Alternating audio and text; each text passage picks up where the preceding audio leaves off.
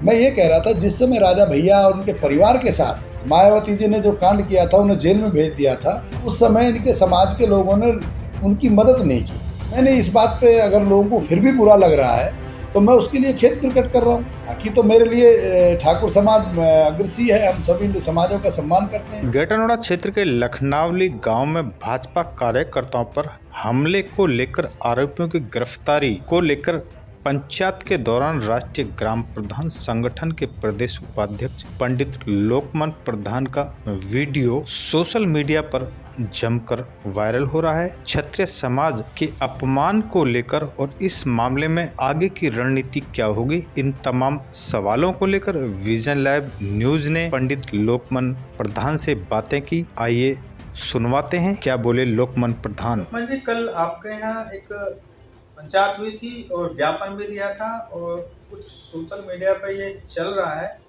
कि जो एक क्षत्रिय समाज है उसके लिए कहीं कुछ आपने कहा है, तो इसके बारे में क्या आप कहना चाहते हैं?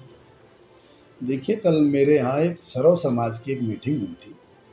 जिस तरीक़ा से मंडल के अध्यक्ष महेश शर्मा, संचित और शिवम शर्मा की जिस तरीक़ा से पिटाई और उनके साथ जो कांड हुआ है वो सार्वजनिक है और आज 4-5 दिन हो गए हैं, 6 दिन इस घटना को, तो उसमें हम लोगों ने एक बैठक की थी और वो सर्व समाज की बैठक थी। रही बात दूसरी, मुझे योगी जी में पूरा भरोसा है, उनकी सरकार पे भरोसा है, मगर यहाँ कुछ निकम्मे अधिकारी और यहाँ एक स्थानीय विधायक जो इस तरीक़ा के लोगों को संरक्षण देता है, मैंने उनके खिलाफ़ ये बोला था।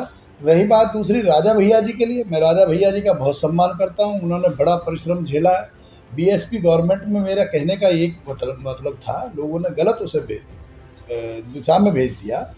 मैं ये कह रहा था जिस समय राजा भैया और उनके परिवार के साथ मायावती जी ने जो कांड किया था, उन्हें जेल में भेज दिया था, उस समय इनके समाज के लोगों ने उनकी मदद नहीं की।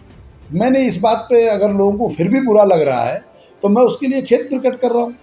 बाकी तो मेरे लिए ठाकुर समाज अग्रसी है, हम सभी समाजों का सम्मान करते हैं, तो ऐसा नहीं है कि मैं कोई ठाकुर समाज के खिलाफ़ हूँ। मेरी योगी जी में पूरी आस्था है और मैं उनका फॉलोवर भी हूँ। पार्टी के कार्यकर्ता के साथ साथ मैं उन्हें लाइक भी करता हूँ, जिस तरीक़ा की उनकी कार्यशैली है उन्हें भी मैं लाइक करता हूँ। मगर यहाँ कुछ एक षड्यंत्रकारी कुछ लोग आ बैठे हैं ज़िले में, जिसकी वजह से ये घटनाएं यहाँ पैदा हो रही हैं।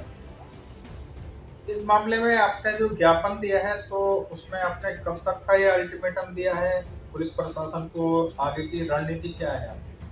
देखिए, मेरे यहाँ बुधवार तक एक अल्टीमेट दिया गया था कि हम बुधवार तक ही जो है माननीय सूरजपुर एसओ आ गए थे, उन्हीं को हमने माननीय कमिश्नर साहब के लिए एक विज्ञप्ति दे दी थी और उसमें बुधवार तक का एक समय दिया गया था कि आज हमारी एक बैठक हुई है। उसके बाद हमारे समाज के सम्मानित व्यक्ति एकत्रित होकर फिर बुधवार में माननीय कमिश्नर साहब से मिलेंगे और उसके बाद एक बड़ी रूपरेखा, अगर किसी कारण से क्राइमिनल लोग नहीं पकड़े या पुलिस ने गलत मुकदमा खोला तो उस दिशा में हम एक बड़ा आंदोलन पूरे ज़िले में करेंगे और सर्व समाज को लेके करेंगे, क्योंकि ये घटना ज़िले की है। एक समाज के लोग हो सकते हैं वो, मगर इस घटना से पूरे प्रदेश में और ज़िले में भय का माहौल है। इस मामले में पूर्व केंद्रीय मंत्री सांसद डॉक्टर महेश शर्मा से क्या उम्मीद है?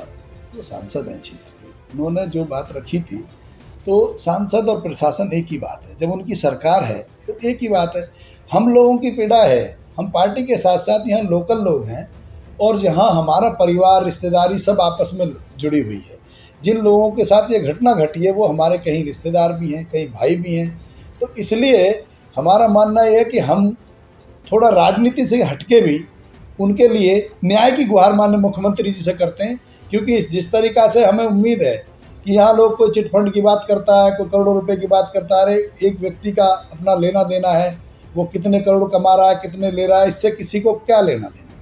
और मानो किसी का लेना देना भी है तो वो क्राइम थोड़ी करेगा, किसी को मारेगा थोड़ी, पुलिस के पास जाएगा। अगर उन्होंने 420 की है या कहीं उनके खिलाफ़ इस तरीक़ा का कोई षड्यंत्र उन्होंने किया है तो वो लोग प्रशासन के पास जाते। कार्रवाई करने का हिम्मत में मारने का तो है नहीं। उन लोगों पे जो जानलेवा हमला हुआ है, एक ही पैर की 4 जगह से हड्डी टूट गई है और एक की 2 जगह से फ्रैक्चर है, तो ये जघन्य अपराध है और इस तरीक़ा से खुलेआम अपराध हो रहे हैं ज़िले में। तो हमने तो इसके विरोध में एक छोटी सी बैठक की थी। और वो जो जिसको लोगों ने गलत तरीक़ा से, कुछ लोग हैं जो मीडिया में पेड वर्कर हैं, उनकी वजह से हमारा ये इस तरीक़ा की वो लोग अफवाहें फैला रहे हैं।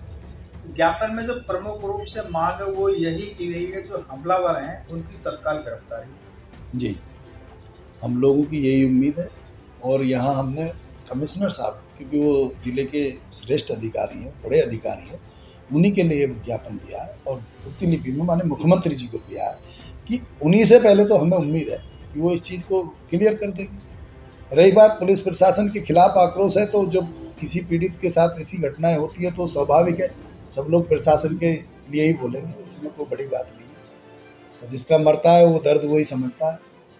हमारे ब्राह्मण समाज के लोगों के साथ ये शोषण हो रहा है। हम कह रहे हैं पूर्व में भी हमारे ज़िले में आपने देखा है 3, 4, 6 हत्याएँ ब्राह्मणों की हो गई हैं। हम पे भी पूर्व में हमला हुआ था। तो ये सब चीज़ें दोबारा से आ रही हैं, जबकि यहाँ प्रशासन और ये सब ये कहते हैं कि अब जिला क्राइम फ्री हो जाएगा। मतलब अपराध रुक नहीं पा रहा है। नहीं रुक कहाँ, आप देख रहे हैं कहाँ रुक रहा है। क्या कारण मानते हैं इसके पीछे? ये थोड़ा सा एक राजनीतिक षड्यंत्र है। यहाँ एक स्थानीय विधायक जो पूर्व से ही जो है इन चीज़ों से जुड़े हुए हैं, इन चीज़ों को बढ़ावा दे रहे हैं। बाकी यहाँ आप देखेंगे कोई भी हो, स्थानीय सांसद हो, पढ़े लिखे परिवार से, क्राइम से कोई मतलब नहीं है। राज्यसभा के सांसद हैं वो बहुत पढ़े लिखे परिवार से हैं।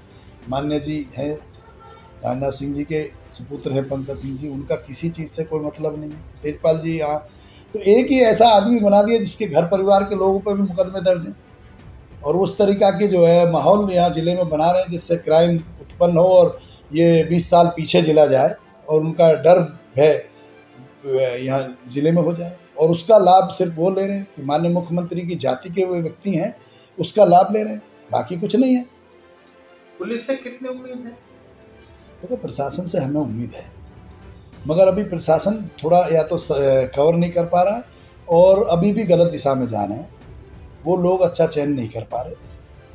इसलिए जो है हम कल भी 10 गाँवों का एक हमारी बैठक है, 10 गांव हमारे यहाँ निश्चित है जिनमें जो है हम बैठ के ये प्लानिंग करेंगे कि भाई जो बुधवार की जो हम लोगों का अल्टीमेट है उसमें हमारे समाज के सभ्य लोग, समझदार लोग की एक टीम जो है माने कमिश्नर साहब से मिलेगी। उसमें हम LIU को कल सूचना देंगे और कमिश्नर साहब के दफ्तर पे भी एक सूचना देंगे। पहले एक पंचायत आप बुला रहे हैं कल? पंचायत नहीं बुला रहे, वहाँ सामाजिक, हाँ नहीं मैं जा रहा हूँ 10 गाँवों में, कल मैं जाऊँगा और वहाँ सभी लोगों से, सभी समाज के लोगों से एक अपील करूँगा कि जिस तरीक़ा से इन लोगों के साथ ये घटना घटी है भविष्य में ऐसी कोई घटना ना घटे ज़िले में।